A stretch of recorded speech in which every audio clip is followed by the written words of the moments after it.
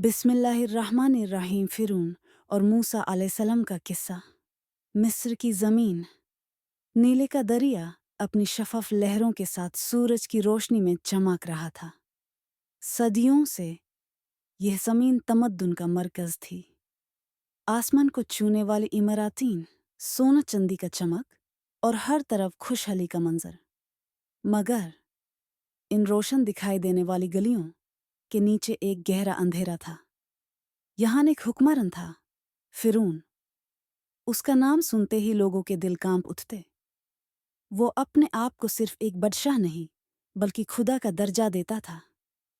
कुरान में अल्लाह ताला फरमाता है, इन्ना फ़िरऔना अला फ़िल अर्दी वजअल अहलहा शियअन यस्तदिफु ताइफतन मिनहुम युदब्बिहु अब्नाअहुम वयस्तहयी निसाअहुम इन्नहु काना मिनल मुफ़सिदीन।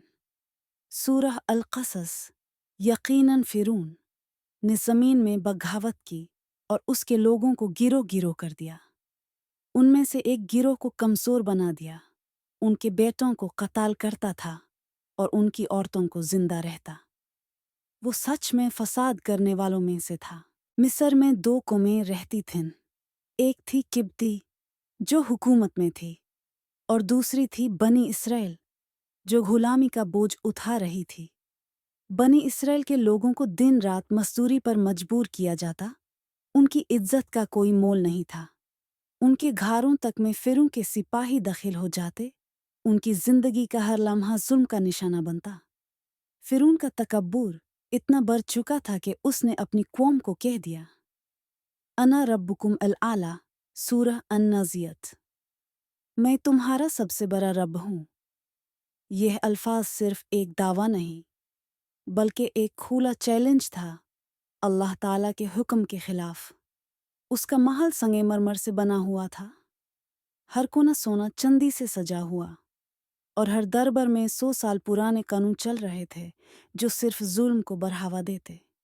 फ़िरौन का खौफ और जादूगर हुकूमत। फ़िरौन ने अपने आसपास के लोगों को इस कदर खौफ में रखा कि कोई उसके सामने सच बोल ही नहीं सकता था।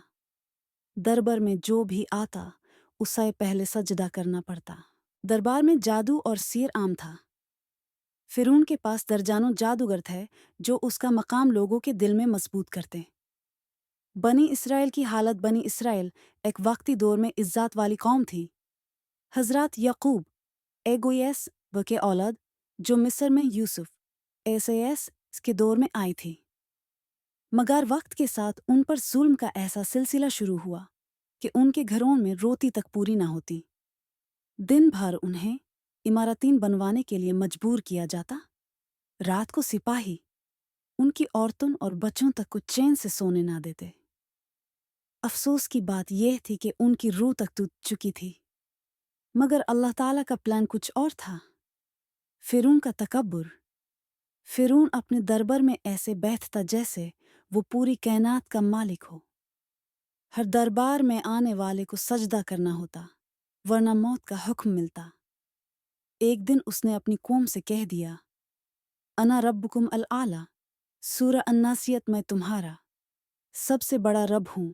यह सिर्फ एक दावा नहीं बल्कि अल्लाह के खिलाफ खुला बगावत का ऐलान था। उसका महल संगमरमर का बना हुआ था। दीवारें सोना चांदी से चमकती थीं। मगर उन्हीं दीवारों के साये में गुलामों की चीखें दबा दी जाती थीं। सिहर और जादू का आम होना। फ़िरौन के पास एक बड़ी फौज थी। सिर्फ सिपाही नहीं बल्कि जादूगर भी। ये सिहर का दौर था। फ़िरौन अपने मकाम को लोगों के दिलों में मजबूत करने के लिए इन जादूगरों का इस्तेमाल करता।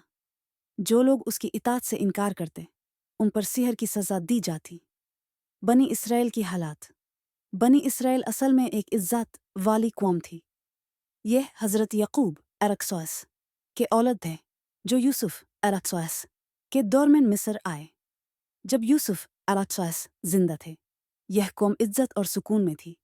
मगर यूसुफ अरक्सोस के बाद फ़िरौन जैसे हुक्मरान आए जिनके लिए बनी इसराइल सिर्फ काम करने का जरिया थे।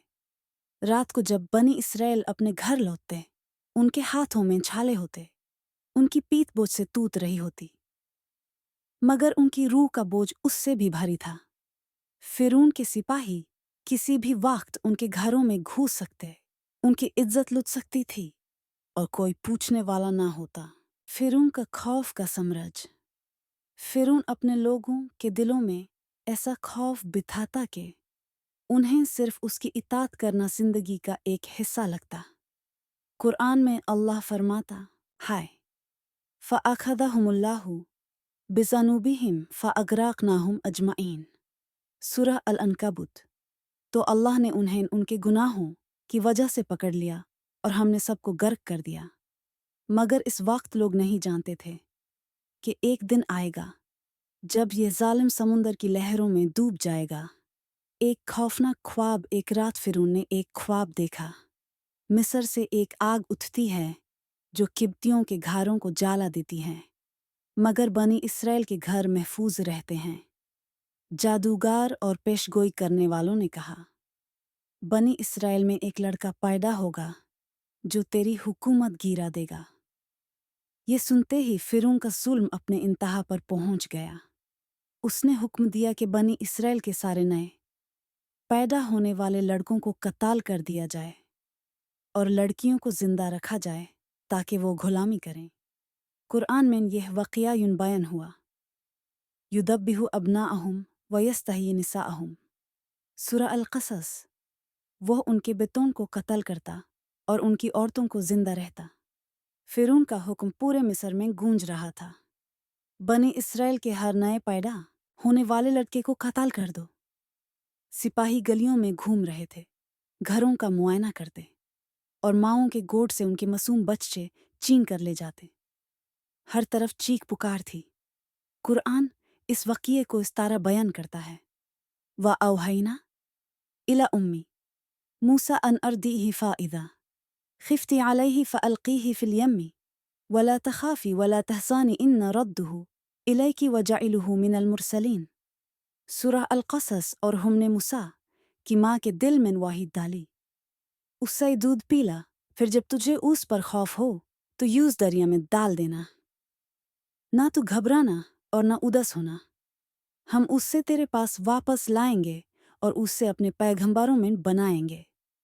माँ का इम्तिहान सोचिए, एक माँ जिसका दिल अपने नन्हे लाल से जुदा नहीं हो सकता, कैसे उसे दरिया के हवाले करे। लेकिन जब दिल में अल्लाह का पैगाम उतरता है तो इंसान का यकीन अपने बचपन के रिश्ते से भी गहरा हो जाता है। मूसा एस की माँ ने एक छोटा सा संदूक बनवाया, उसे अंदर से मुलायम कपड़े से सजाया ताकि दरिया का पानी